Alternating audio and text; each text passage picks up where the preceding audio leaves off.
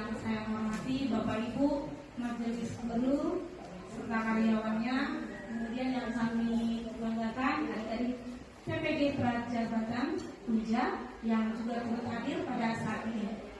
Kami mengucap terima kasih untuk kesempatannya, di mana memberi waktu untuk kami, di mana saat ini kami akan melakukan diseminasi modul 1.4, di mana tentang budaya positif.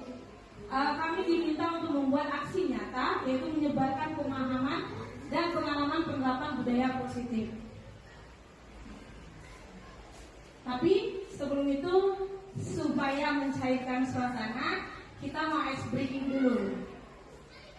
Saya minta Bapak Ibu berpasangan. Silakan berpasangan. Ya. Berpasangan. Ya, ini kan yang pakai boleh. Ini mungkin boleh dengan ini. Ya, silakan berdiri. Aku pasang lagi deh. Apa Sambil lihat. Sambil lihat pasangannya masing-masing. Oke. Mai sini, Mai. Pasangannya sama-sama. Silakan perhatikan teman di hadapannya. Teman di hadapannya. Kemudian coba berikan senyum yang manis. Senyum yang manis, senyum yang unyuk-unyuk. Iya. Oke. Bagaimana penampilannya? Sudah ada kira-kira bisa menerima materi hari ini? Kira-kira gimana? Kayaknya Maya belum. Sekarang silakan menghadap ke depan kembali. Nah, sekarang saya mau ajak itu bergerak panjang pendek. Pernah ya? Kalau saya katakan panjang, cukup gerakan panjang pendek. Oke? Ya, panjang pendek. Bisa? Nah, coba ya. Ikuti instruksi saya. Panjang pendek, panjang, pendek, panjang, pendek, pendek. Ya, itu masih mudah. Gimana kalau kebalikan? Nah, sekarang baru kebalikan. Kalau saya katakan panjang, pendek. Kalau saya katakan pendek, panjang. Silakan konsentrasi. Ibu Eva kayaknya konsentrasi banget. Oke? Ya, pendek. Nah. Panjang. Panjang. Panjang begini langsung dia. Pendek. Pendek. Sayang ya. Panjang. Panjang. Pendek. Pendek. Panjang. Oke, silakan duduk kembali. Yes, terima kasih tepuk tangan dan semuanya. Nah, sebelum kita mulai nih, saya minta pantun. Sarapan pagi dengan roti. Bersiap-siap pergi bekerja. Sebelum masuk ke pembahasan inti, saya menyapa. Apa kabar semuanya? Luar biasa. Oke, silakan. Oke, saat ini kami akan menyebarkan pemahaman mengenai konsep utama modul budaya positif, di mana pada modul ini terdapat bagian-bagian, yaitu yang pertama perubahan paradigma belajar, kemudian kedua disiplin positif, ketiga kebutuhan dasar manusia, keempat motivasi perilaku manusia, kelima posisi kontrol, keenam keyakinan kelas, di mana ini adalah merupakan PR kita, Bapak Ibu. PR kita di mana kita itu dituntut untuk mewujudkan peserta didik yang memiliki karakter profil pelajar Pancasila, di mana sebagai pengingat kita harus menerapkan pembelajaran yang berpihak pada peserta didik atau berpihak kepada murid. Kemudian juga menciptakan pemimpin pembelajaran. Oke, kita lanjut ya. Kalau tadi Bapak Tio sudah sedikit menyinggung tentang disiplin, kita tahu bahwa disiplin itu hadirnya dari dalam diri kita. Itu kenapa dikatakan disiplin positif. Dan dia tadi diikuti oleh nilai-nilai kebajikan. Nah, sekarang disiplin itu sendiri terjadi karena adanya kebutuhan dasar manusia.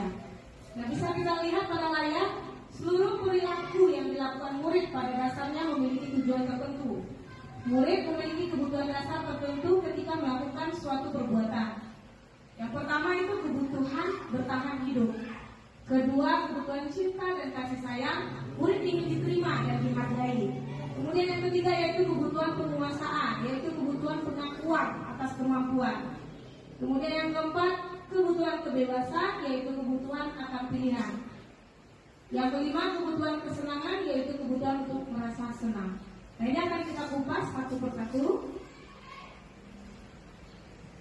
Nah, yang pertama yaitu bertahan hidup. Apa sih kebutuhan bertahan hidup itu? Nah, ini tadi. Kebutuhan bertahan hidup yaitu misalnya kesehatan, rumah, dan makanan. Kemudian juga kebutuhan biologis, bagian dari proses reproduksi termasuk kebutuhan untuk tetap bertahan hidup. Komponen psikologis pada kebutuhan ini meliputi kebutuhan akan perasaan aman. Jadi ini termasuk ke dalam bertahan hidup. Jadi dia butuh makan, dia butuh kesehatan, dia juga butuh rumah. Itu tujuannya untuk kebutuhan bertahan hidup. Kemudian yang selanjutnya, penguasaan. Nah, kebutuhan ini berhubungan dengan kekuatan untuk mencapai sesuatu, menjadi kompeten, menjadi terampil, diakui atas prestasi dan keterampilan kita, didengarkan dan memiliki rasa harga diri. Kebutuhan ini meliputi keinginan untuk dianggap berharga, bisa membuat perbedaan, bisa membuat pencapaian, kompeten, diakui, dihormati. Ini meliputi self-esteem dan keinginan untuk meninggalkan pengaruh. Jadi penguasa ini dia tuh terkadang kita bertemu anak-anak kita di dalam kelas, dia ingin diakui. Nah, untuk prestasinya, terkadang ada guru nih yang cuek aja, ya kan, nggak open dia. Jadi anak-anak itu merasa dia memiliki kebutuhan untuk penguasaan. Kemudian selanjutnya yaitu kasih sayang. Kemudian untuk disayangi dan diterima meliputi kebutuhan akan hubungan dan koneksi sosial, kebutuhan untuk memberi dan menerima kasih sayang, dan kebutuhan untuk merasa menjadi bagian dari suatu kelompok. Kebutuhan ini juga meliputi keinginan untuk tetap terhubung dengan orang lain, seperti teman, keluarga, pasangan hidup, teman kerja, binatang peliharaan, dan kelompok di mana kita tergabung. Jadi ada nih Bapak Ibu, kalau anak-anak ini yang datang ke sekolah itu tampak seperti terdiam. Mungkin bisa jadi dia di rumah, dia tidak memiliki kasih sayang itu. Jadi dia cari di sekolah. Dengan cara apa? Biasanya dia dengan cari perhatian. Nah itu tadi, dia butuh yang namanya kebutuhan kasih sayang. Kemudian yang ketiga, ini tadi,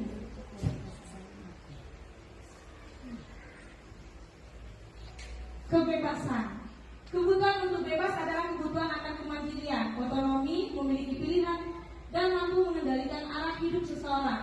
Anak-anak dengan kebutuhan kebebasan yang tinggi menginginkan pilihan. Mereka perlu banyak bergerak, suka mencoba-coba, tidak terlalu terpengaruh orang lain, dan senang mencoba hal baru dan menarik. Nah ini ketika kami mendapatkan pembelajaran ini, ketika mempelajari modul ini, kemarin sempat dengar cerita teman. Ada salah satu anak murid yang di kelas, bahwa dia mengatakan begini, bosan menggambar terus, ya kan? Nah ini dia butuh yang namanya ini kebebasan, dia butuh yang namanya berkreasi. Kadang dia butuh nggak usah menggambar terus, tapi ada dong pembelajaran yang lain. Nah ini tadi kebebasan. Kemudian yang kesenangan. Kebutuhan akan kesenangan adalah kebutuhan untuk mencari kesenangan, bermain dan tertawa. Bayangkan hidup tanpa kenikmatan apapun betapa menyedihkan. Glasser menghubungkan kebutuhan akan kesenangan dengan belajar. Semua hewan dengan tingkat intelijensi tinggi, anjing, lumba-lumba, primata dan lain-lain bermain. Saat mereka bermain, mereka mempelajari keterampilan hidup yang penting. Manusia tidak berbeda. Nah, jadi kalau yang kesenangan ini, contohnya seperti dia usil ke teman-temannya. Nah, dia itu senang melakukan itu, ya kan? Nanti gurunya nanya, kenapa kamu usil itu? Saya senang aja melihat teman saya jadi marah, jadi emosi, itu dia. Jadi setiap perilaku anak itu memiliki apa Bapak Ibu? Tujuan. Memiliki tujuan masing-masing untuk itu tadi memenuhi kebutuhannya. Sudah ya? Oke. Nah, kita lanjut ke sini. Tadi sudah ya, paham ya poin-poinnya? Paham ya apa saja kebutuhan tadi? Tadi ada 6. Coba siapa yang bisa menyebutkan? Ada? Yang menyebutkan tadi? Boleh raise hand? Boleh raise hand? Ada 6 tadi? Pak Saidnya mungkin? Apa itu tadi Pak? 1. Bagian bagiannya kesenangan. Apa tadi buru-buru ya Pak Saidnya? Alex mungkin?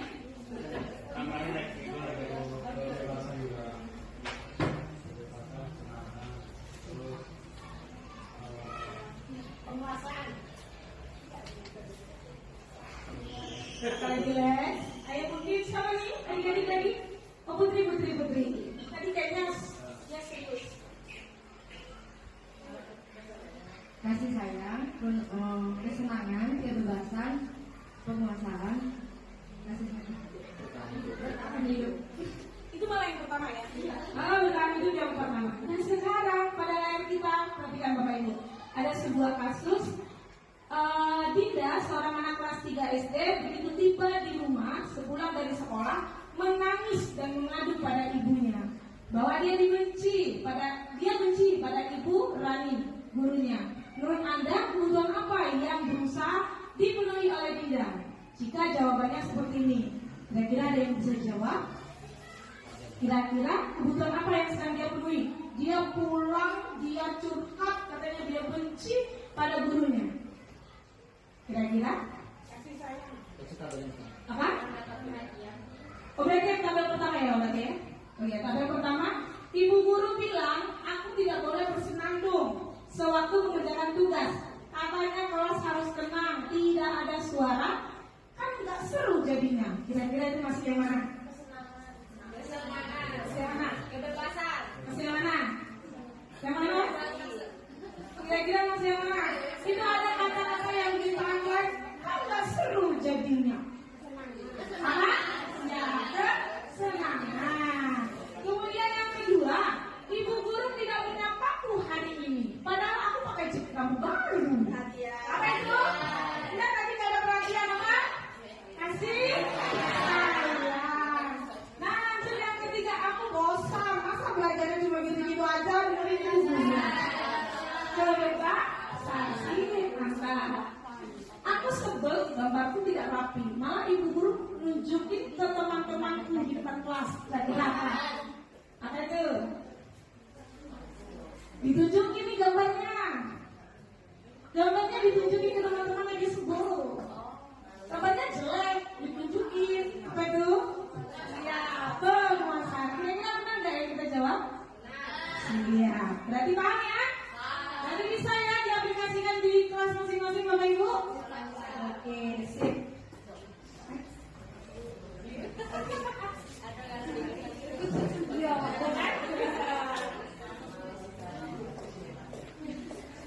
Baik, selanjutnya Bapak Ibu tentang teori motivasi dan penghargaan serta restitusi. Nah ini adalah pertanyaan.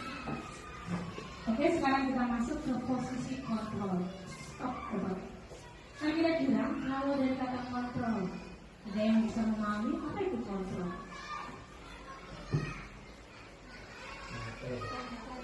Apa itu kontrol? Apa? Yes, kendali. Next. Nah, pada guru kita mempelajari bahwa ada 5 posisi kontrol guru. Yang pertama yaitu sebagai pendukung. Kedua itu pembuat merasa bersama. Ketiga teman. Keempat pemantau. Kelima manajer. Secara tidak sadar Bapak Ibu, ini ada di dalam kita. Kami belajar ini, atau saya pribadi tertampar 2 kali. Ternyata dari semuanya itu ada saya lakukan selama ini. Kita next. Yang pertama yaitu sebagai penghubung. Seorang penghubung bisa menggunakan hubungan fisik maupun verbal. Orang-orang yang menjalankan posisi penghubung senantiasa mengatakan bahwa sekolah memerlukan sistem atau alat yang dapat lebih menekan murid-murid lebih dalam lagi. Guru-guru yang melakukan posisi penghukum akan berkata, patuhi aturan saya atau awas. Kamu selalu saja salah. Jadi mereka itu langsung menjudge dengan begitu. Dia langsung nunjuk-nunjuk, marah, bercakap, pindah. Itu ada pada kontrol penghukum. Kemudian yang kedua yaitu membuat merasa bersalah. Pada posisi ini biasanya guru akan bersuara lebih lembut. Pembuat rasa bersalah akan menggunakan keheningan yang membuat orang lain merasa tidak nyaman, bersalah atau rendah diri. Kata-kata yang keluar dengan lembut akan seperti, ibu sangat kecewa sekali dengan kamu. Berapa kali bapak harus memberitahu kamu ya? Gimana coba kalau orang tua kamu tahu kamu berbuat begini? Saya juga termasuk pernah melakukan hal ini. Kamu kok gitu sih? Gimana kerja dengan guru-guru yang lain? Nah itu masuk. Jadi anak yang tadinya dengar kata-kata kita itu, dia jadi merasa, ya, saya bersalah. Saya sudah buat guru saya malu. Akhirnya yang menyebabkan dia rendah diri jadinya. Dia pendiam. Akhirnya dia dengan dirinya saja bergejolak itu. Dia tahan. Kemudian yang ketiga yaitu teman. Guru pada posisi ini tidak akan menyakiti murid, namun akan tetap berupaya mengontrol murid melalui persuasi. Posisi teman pada guru bisa negatif ataupun positif, Bapak Ibu. Jadi jangan merasa bahwa ketika kita menjadi teman untuk anak-anak kita merasa itu sudah bagus. Tidak, ada positif dan negatifnya. Positif di sini berupaya hubungan baik yang terjalin antara guru dan murid. Guru di posisi teman menggunakan hubungan baik dan humor untuk mempengaruhi seseorang. Mereka akan berkata, ayo bantulah demi bapak ya. Jadi gitu, ayo ingat tidak bantuan bapak selama ini. Jadi kesannya seperti memberi kepada anak itu seperti ini. Anak itu akan bergantung pada guru itu tersebut. Ada guru tersebut saja. Yang lain gimana? Jadi dia akan patuh pada guru itu saja. Oh guru ini tameng saya, dia selalu ada di belakang saya, gitu. Nah itu teman. Jadi ada positif dan ada negatifnya ya. Kemudian yang ketiga yaitu memantau. Memantau berarti mengawasi. Pada saat kita mengawasi kita bertanggung jawab atas perilaku orang-orang yang kita awasi. Posisi pemantau berdasarkan pada peraturan-peraturan dan konsekuensi. Jadi kalau pemantau ini Bapak Ibu, dia itu mengontrolnya dari mereka sudah punya peraturan. Jadi, ingat gak? Tuh, peraturannya apa? Jadi dia tuh pada ada sudah aturannya, kemudian dia mengingatkan, kita kan udah punya peraturan gitu. Jadi kalau kamu melakukan itu, nah, ada peraturannya. Terus yang selanjutnya yaitu manajer. Posisi terakhir yaitu manajer adalah posisi di mana guru berbuat sesuatu bersama dengan murid, mempersilakan murid bertanggung jawab, mempertanggungjawabkan perilakunya, mendukung murid agar dapat menemukan solusi dan permasalahan sendiri. Sebenarnya gini Bapak Ibu, kalau manajer ini setelah kami belajar, posisi manajer ini adalah posisi yang paling ideal. Mengapa? Karena di posisi manajer inilah terdapat restitusi tadi. Nah, di mana yang ditanyakan sebagai seorang manajer, apa yang kita yakini? Berarti ada yang mereka yakini bersama, sehingga ketika dia melakukan sesuatu, diingatkan. Ada sesuatu keyakinan yang sudah mereka yakini atau sepakati bersama. Kemudian jika kamu meyakininya, apakah kamu bersedia memperbaikinya? Jadi dia memberi solusi kepada anak itu. Dia tidak satu arah, dia tidak menjudge, tapi dia bertanya. Kemudian juga apa rencana kamu untuk memperbaiki hal itu? Dia memberi solusi. Dia mengajak anak itu untuk membuat sebuah solusi untuk dirinya sendiri. Next, Bapak Tio. Nah, kemudian ini Bapak Ibu, tadi sudah dijabarkan panjang lebar. Inilah badannya. Perhatikan baik-baik. Motivasi. Kemudian motivasi eksternal. Ternyata penghukum, pembuat merasa bersalah itu termasuk tadi ya sudah agak disinggung oleh Bapak Tio, itu sebagai identitas negara. Jadi kalau kita sebagai penghukum dan pembuat merasa bersalah, itu kita sudah menciptakan identitas yang negara.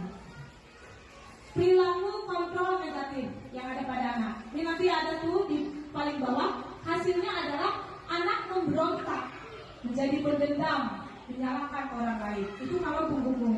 Kita sebagai penghukum hasil anaknya itu. Kemudian kalau sebagai pembuat merasa bersalah, lihat Bapak Ibu hasilnya, menyembunyikan, menyangkal, berbohong akhirnya. Nah kemudian ada di perilaku kontrol positif. Sebenarnya teman dan pemantau itu kontrol positif, tapi perhatikan juga hasilnya.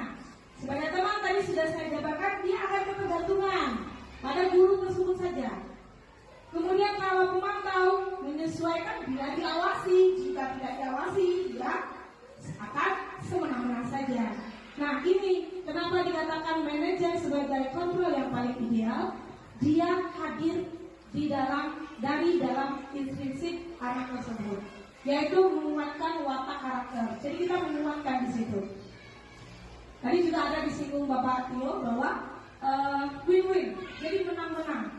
Korbannya tidak rugi dan yang terdakwa pun tidak rugi. Itu. Oke, ini contohnya. Nah, contohnya ini kasusnya. Kasusnya murid makan di dalam kelas. Kira-kira saya tanya deh, kira-kira boleh nggak murid makan di dalam kelas? Boleh nggak? Nah, kemudian Kalau jam belajar tidak boleh. kalau pada saat proses pembelajaran tidak boleh, ya nggak? Nah, itu nanti kita akan bahas apakah boleh murid makan di dalam kelas. Nah, nanti sebagai teman, dia nanti bakal bilang, ini guru nih, posisi guru. Ah, kamu lagi, jangan gitu dong, sama makan di luar sana. Nah, kan itu sebagai teman, jadi dia santai. Kemudian kalau sebagai penghukum, patuhi peraturan sekolah, tidak ada kata serunya. Tidak boleh makan di kelas, pokoknya satu arah. Nah, kemudian kalau sebagai pemantau, kamu sudah melanggar peraturan sekolah, kamu tahu konsekuensinya, nanti saya cek kerjaan, apa yang seharusnya kamu kerjakan. Berarti, betul kan Bapak Ibu? Memantau, berarti ada aturan yang sudah disepakati. Jadi kalau dia melanggar, ada aturan yang harus dia lakukan. Kemudian membuat rasa bersalah. Berapa kali ibu bilang sama kamu, ibu kecewa sama kamu. Jadi dia seperti membuat anak itu merasa bersalah. Kemudian manajer, apakah kamu tahu masalah kamu? Kita bertanya Bapak Ibu. Kita menggali dari dia. Kita nggak langsung bilang, hah kan? Apa salahnya? Nggak gitu. Tapi apakah kamu tahu masalah kamu? Gitu. Kemudian apa kira-kira pendapatmu? Bagaimana cara memperbaiki? Jadi kita tuh meminta anak itu sendiri yang menemukan solusinya. Next, Bapak Tio. Nah, kita lanjut ke keyakinan kelas. Bapak Ibu, kira-kira Bapak Ibu sudah melakukan keyakinan kelas sudah di kelas? Atau yang namanya kesepakatan kelas? Anak-anak PPG juga bisa jadi ketika masuk kelas melakukan nggak? Membuat nggak keyakinan kelas? Ya. Sekarang pertanyaannya adalah kenapa keyakinan kelas, kenapa tidak peraturan kelas? Ada yang mau menjawab? Ibu Emi mungkin? Mengapa peraturan kelas? Kenapa keyakinan kelas? Kenapa tidak keyakinan kelas?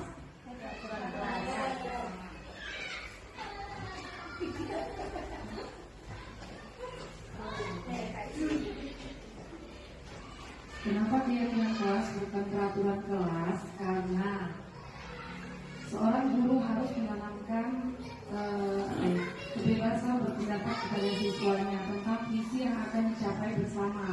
Jadi di momen keyakinan kelas, guru membangun atmosfer keterbukaan kepada seluruh siswa untuk mengemukakan hal yang terbaik. Di satu sisi, guru juga memfasilitasi jembatan berpikir siswa agar apa yang sebenarnya yang terbaik sama mereka terbuka pikiran dari mereka gitu. Jadi kira-kira yang paling tepat keyakinan kelas atau peraturan kelas? Yes, keyakinan kelas. Setuju ya yang di dalam ruangan ini bahwa yang paling tepat adalah keyakinan kelas. Kenapa keyakinan kelas? Karena keyakinan kelas adalah yang disepakati bersama. Kita mengajak anak-anak itu. Kita mengajak anak-anak itu untuk membuat keyakinan kelas apa sih yang harus kita sepakati. Nah, Ibu. Di sini ada cuplikan, silakan ditonton. Mungkin ada yang sudah pernah nonton ya, gak apa-apa nonton sekali lagi. Silakan ditonton. Nanti kita sharing.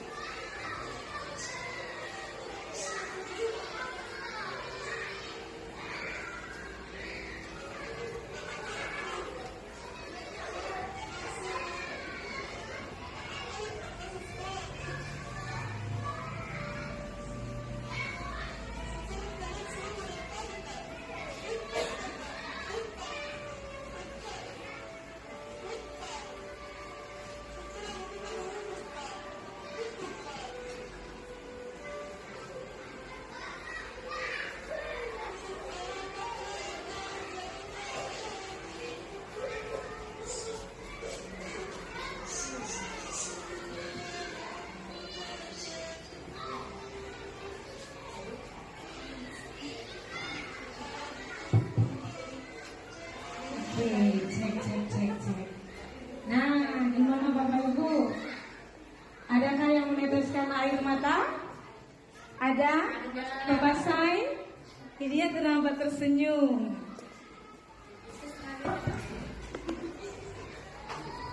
Ya, saya melihat ada yang meneteskan air mata.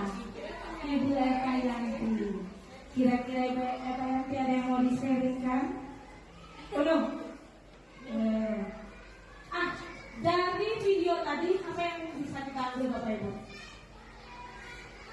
Ada yang mengemukakan pendapatnya? Ayo, kira-kira gimana? Kita melihat situasi yang terjadi pada video tadi. Ada yang mau punya? Benar mungkin? Belum. Gimana?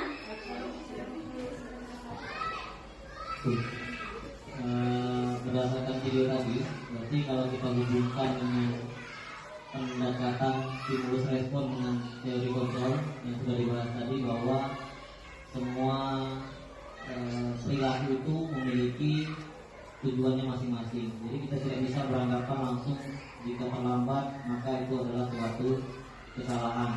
Maka kalau kesalahan langsunglah diberi hukuman.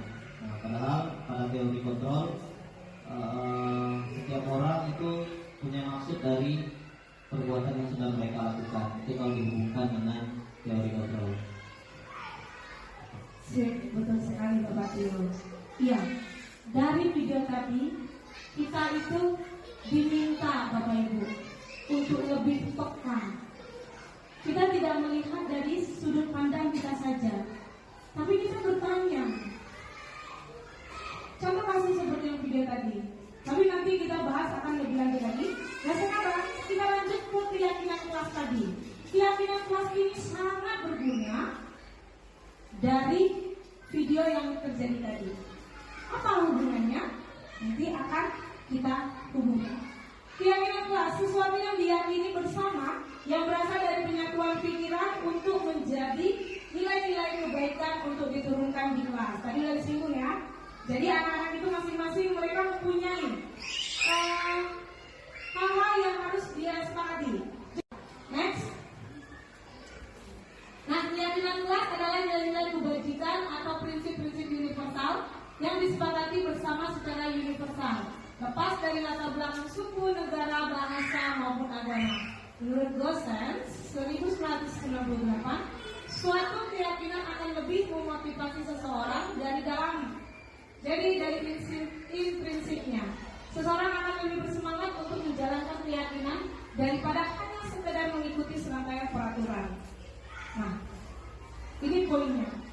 Jadi ternyata seseorang akan lebih bersemangat, Bapak Ibu, menjalankan keyakinan karena itu yang datang dari dirinya, bukan karena terpaksa, bukan karena aturan satu orang.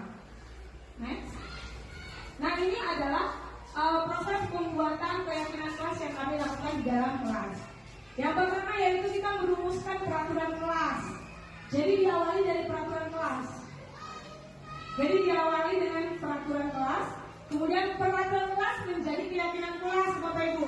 Tadinya anak-anak gak paham membuat keyakinan kelas, gak paham mereka. Mereka pasti nanti mengatakan begini, jangan membuang sampah di dalam kelas. Nah itu masih masuk peraturan kelas. Bagaimana dia berubah menjadi keyakinan kelas? Ada yang bisa? Jangan membuang sampah ke dalam kelas. Kira-kira apa keyakinan kelasnya? Yang kalimat positifnya. Jangan membuang sampah ke dalam kelas. Kira-kira kalau dipositifkan itu gimana? Buanglah sampah pada tempatnya. Jadi Bapak Ibu di keyakinan kelas kita jangan pernah menuliskan kata jangan dan tidak boleh. Kemudian setelah merumuskan, setelah menjadi keyakinan kelas, kita melakukan penandatanganan keyakinan kelas. Kalau kami yang kami lakukan adalah pembuatan jempol. Kemudian menempelkan keyakinan kelas agar semua anak-anak dapat melihat dan bisa melakukannya menjadi sebuah kebiasaan. Next. Nah, ini contoh keyakinan kelasnya. Boleh dibaca. Apakah kita membaca satu-satu? Enggak ya? Boleh dibaca masing-masing. Nah, itulah tadi keyakinan kelas. dari segala sesuatunya, kita mulai dari kelas kita dulu. Kita mulai dari kelas kita dulu. Ketika kita membuat sebuah keyakinan, kita dalam kelompok yang kecil dulu. Nah, ketika keyakinan itu mereka bisa lakukan, akhirnya nanti besar. Mereka bisa melakukan keyakinan sekolah. Jadi itu saja yang dari saya, nanti akan dilanjutkan oleh Bapak Tio, yaitu segitiga restitusi.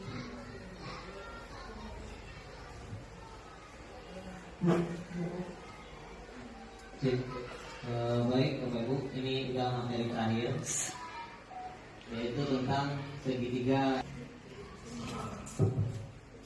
Ya, jadi Bapak Ibu, sesi ini Bapak Ibu akan melakukan segitiga restitusi, yaitu menyelesaikan sebuah permasalahan.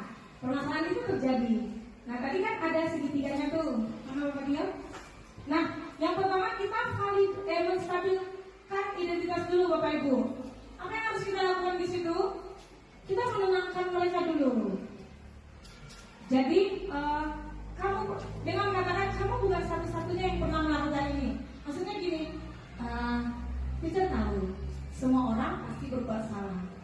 Nah, tapi kita kembalikan lagi, kira-kira kalian menyadari nggak apa yang kalian lakukan? Nah, itu menstabilkan identitas. Kemudian masuk ke validasi tindakan yang salah. Nah, di sini tadi yang kita pelajari, dia memiliki kebutuhan dasar sebagai manusia. Dia punya sesuatu, kenapa dia melakukan itu? Nah, itu ditanyakan di validasi tindakan yang salah. Kemudian yang terakhir yaitu menanyakan keyakinan. Kita udah punya keyakinan nih, ingat enggak? Nah, jadi ini yang akan lakukan, yang Bapak Ibu lakukan. Nah, jadi silakan itu kasusnya, silakan secara berpasangan. Nanti kita ambil videonya. Silakan.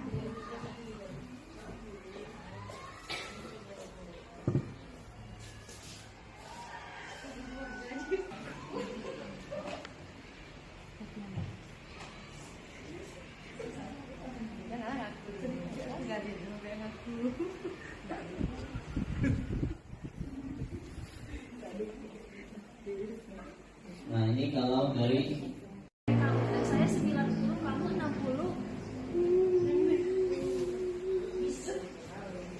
Ali, kenapa mengganggu Amira? Ibu dengar kamu mengganggu Amira.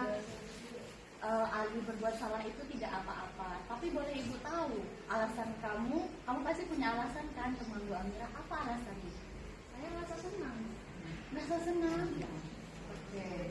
Ali, kita kan udah membuat keyakinan kelas. Ali udah tahu kan keyakinan kelas kita. Menurut Ali, keyakinan apa yang belum Ali lakukan?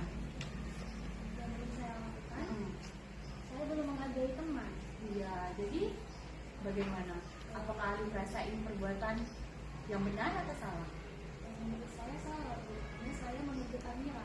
Iya, aduh. Silahkan minta maaf kepada Amira nanti ya. Oke, terima kasih. Hei Ali, nilai kamu rendah sekali daripada nilai saya. Nilai saya dong bagus 90. Biarlah. Cengin banget. Udah. Kenapa kalian ya? Apa yang kalian lakukan? Ali ganggu saya, Bu. Ali. Nah, Amira di situ dulu ya. Ali ke sini dulu, silakan ke sini. Apa yang Ali lakukan kepada Amira? Gak ada Bu, saya hanya bilang nilai saya lebih tinggi daripada Ali. Nah, kamu tahu kan berbuat salah itu tidak apa-apa, tapi tidak boleh mengejek. Kamu pasti punya alasan mengapa melakukan hal itu kepada Amira. Saya merasa bangga karena nilai saya lebih tinggi daripada nilai Amira. Iya, walaupun kamu lebih tinggi, tidak berarti kita lebih bagus ke depannya dari orang lain. Nah, apa keyakinan keras yang kita percayai kemarin yang sudah ibu bilang? Saling menghargai. Maka sudah dilakukan? Belum Bu. Jadi Aji tidak boleh melakukan lepas itu lagi, nak ya. Baik Bu. Silakan sekarang maafkan sama Amira. Sini Amira. Nah, jadi yang perlu diingat adalah terima kasih dulu kepada Siska dan Ina dan Kak Putri sama Tika. Nah, jadi yang perlu diingat adalah solusi itu muncul dari peserta didik itu, bukan kita yang memberikan keputusan. Ayo kamu tanggung jawab. Nah, jadi solusi itu harus muncul dari dalam diri peserta didik. Nah, kita masuk ke sesi tanya jawab. Jadi materi sudah habis. Kalau ada bapak ibu yang mau bertanya, kami persilakan.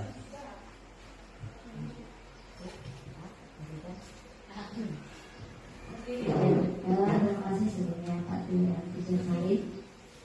Yang pertama yang mau saya tanyakan mengenai Pak Tio tadi memberikan penjelasan tentang Pak Tio pernah memberikan bintang kepada anak.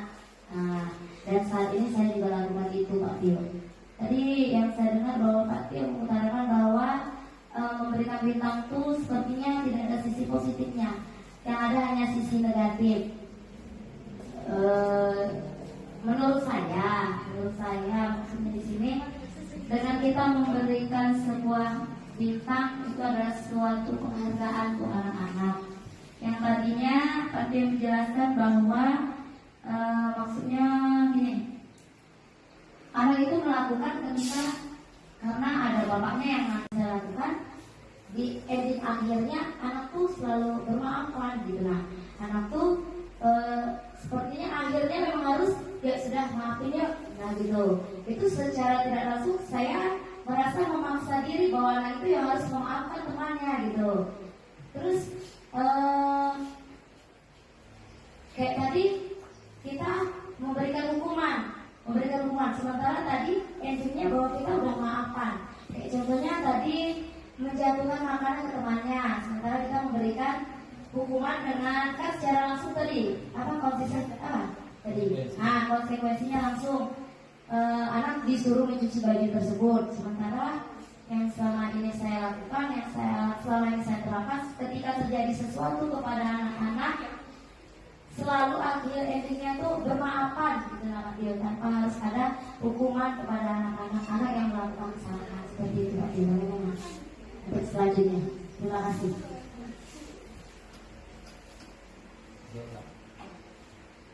Baik, ada 3 pertanyaan tadi. Yang pertama tentang papan bintang tadi ya. Nah, papan bintang. Jadi papan bintang tadi menurut Ibu Eva itu sesuatu hal yang baik karena menciptakan kebiasaan pada siswa. Memang betul. Bisa dilihat di depan. Yang sudah di level ini, semoga pandangan demi pandangan itu membelajarkan kita sama-sama ya. Kalau kakak pribadi lebih mengambil intisari dari semua ini bahwa kayak kita di SD ini sebetulnya produk keluaran kita itu mengacunya pada keluaran kelas 6. Artinya tidak ada guru yang satupun yang hebat kecuali saling menghebatkan gitu. Dari mulai pola pendidikan 1 sampai kelas 6 itu memang harus menjadi visi bersama. Kata kunci di sini, saya ingat kata-kata dari Sigmund Freud. Itu dia bilang manusia itu alam bawah sadarnya 80% gitu. Jadi apa yang kita alami dari 0 bulan sampai sekarang, sebenarnya kesan yang tersimpan di bawah alam sadar itulah yang akan melekat menjadi karakter kepribadian seseorang. Dan kata kunci di budaya positif ini menurut saya ada pada kata kontrol tadi. Jadi sebaik-baik apapun yang kita pelajari, terutama kita sebagai pendidik, mari sama-sama kita mengontrol diri kita.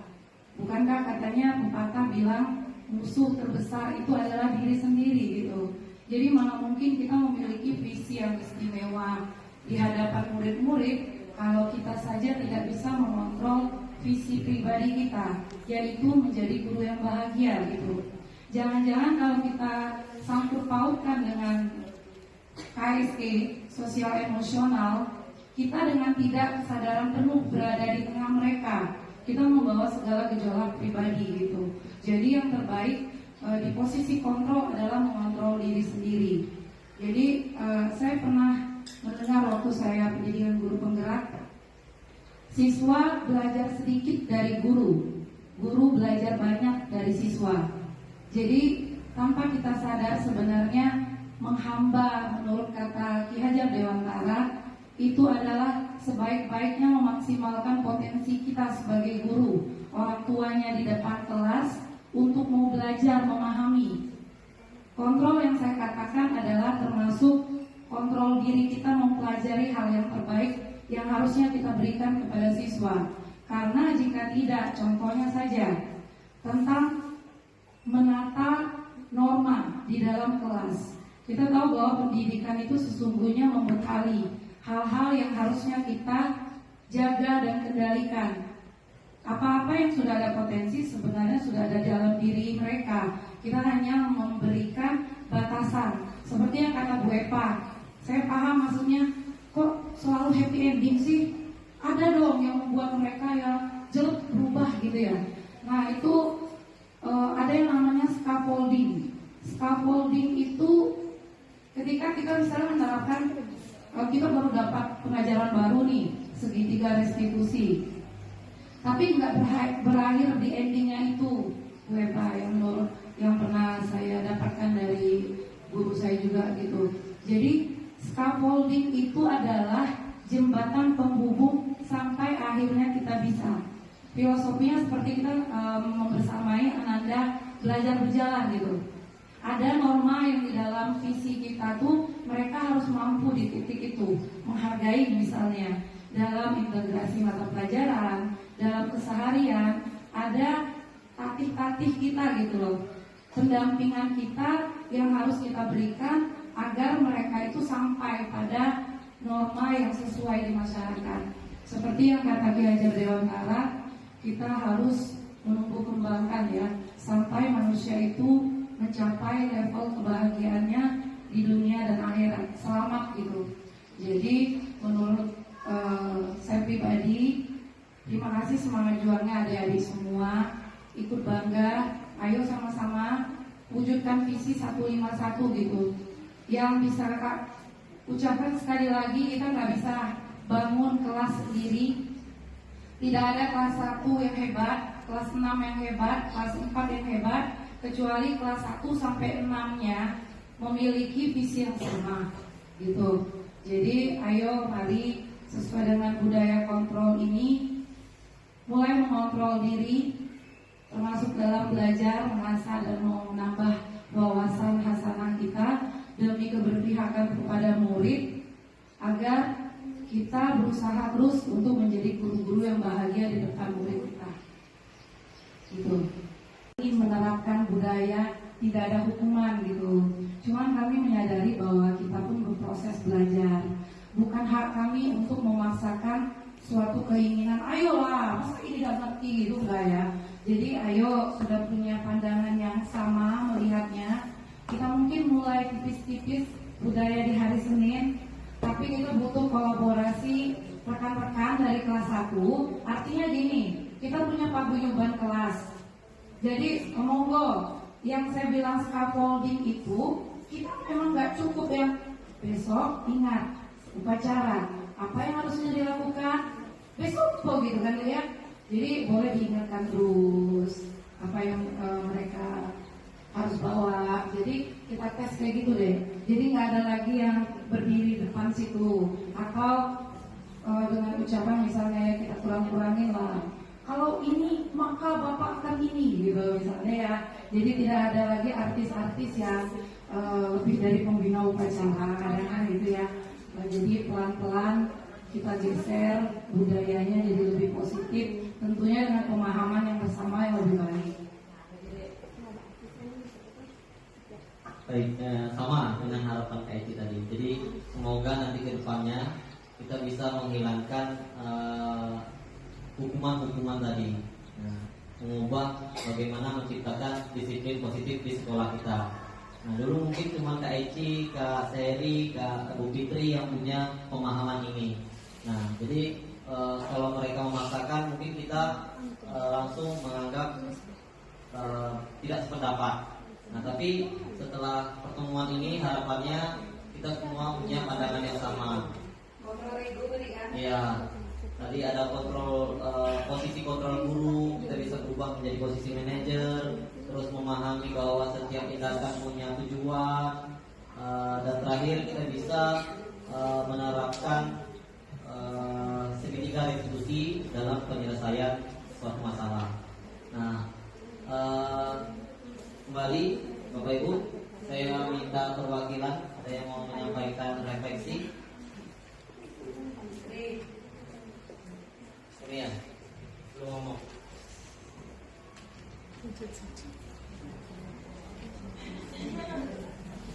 Boleh berdiri.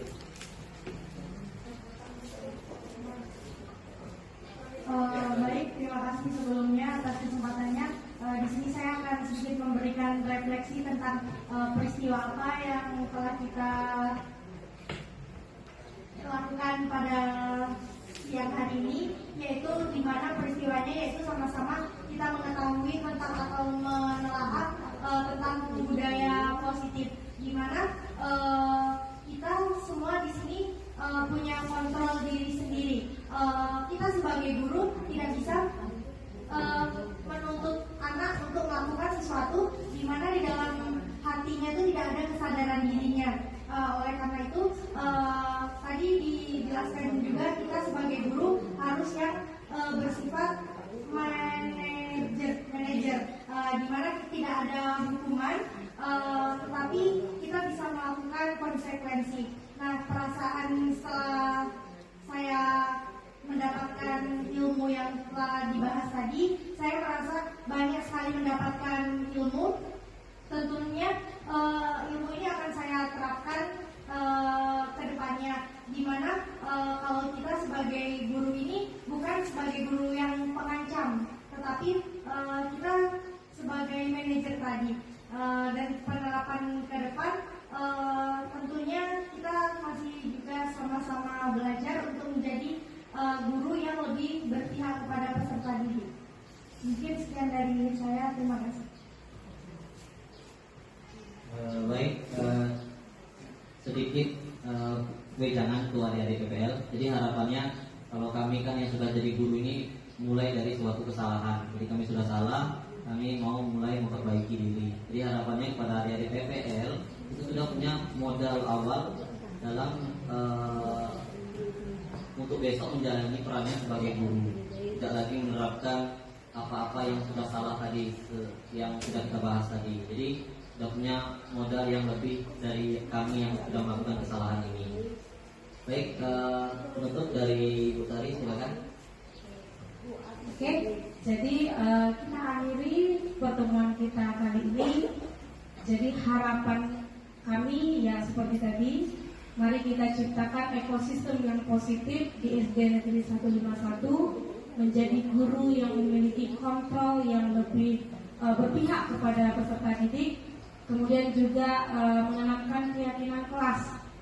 Jadi bukan peraturan kelas yang bersifat satu arah.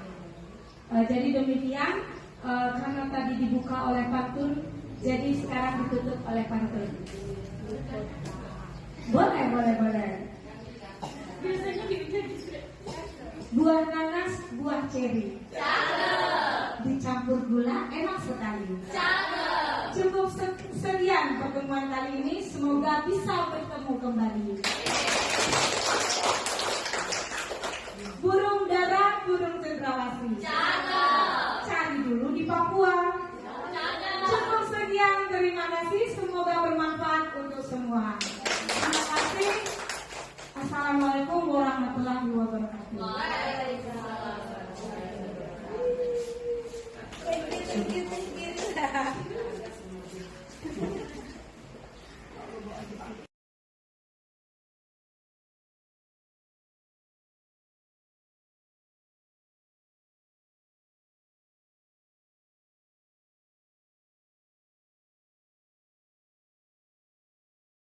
Assalamualaikum warahmatullahi wabarakatuh. Hai teman-teman, kami sudah membuat kesepakatan kelas. Saya sangat senang sekali telah membuat kesepakatan kelas. Kami juga sangat berperan dalam pembuatan kesepakatan kelas ini. Assalamualaikum teman-teman, saya Suci sebagai sekretaris kelas 6C. Sangat senang sekali karena kami sudah membuat kesepakatan kelas. Wassalamualaikum warahmatullahi wabarakatuh. Assalamualaikum warahmatullahi wabarakatuh. Hai teman-teman, Saya Rafif sebagai ketua kelas sangat senang bahwa kesepakatan kelas ini sudah terbentuk agar dapat ditaati oleh seluruh warga kelas. Wassalamualaikum warahmatullahi wabarakatuh.